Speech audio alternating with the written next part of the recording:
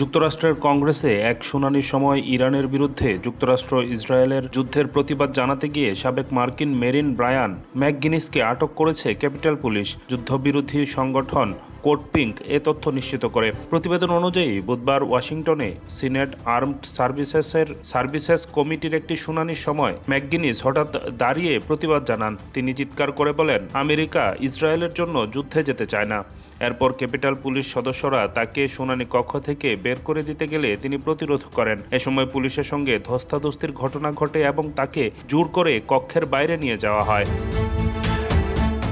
ঘটনার সময় মন্টানার রিপাবলিকান সিনেটের টিম শেহি ও পুলিশকে সহায়তা করেন বলে ভিডিওতে দেখা গেছে। পরে পুলিশ জানায় ম্যাকগিনিসকে গ্রেফতার করা হয়েছে এবং তার বিরুদ্ধে পুলিশ কর্মকর্তার উপর হামলা ও গ্রেফতার প্রতিরোধ সহ একাধিক অভিযোগ আনা হয়েছে।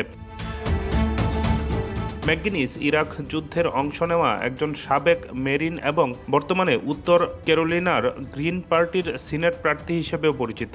সংগঠন কোড পিঙ্ক দাবি করেছে, শুনানি কক্ষ থেকে সরানোর সময় সংঘর্ষে তার হাত ভেঙে যায়। তবে পুলিশ জানিয়েছে, কর্মকর্তাদের সরানোর চেষ্টা প্রতিরোধ করতে গিয়ে তার হাত দরজায় আটকে যায় এবং পরিস্থিতি উত্তেজনাপূর্ণ হয়ে ওঠে।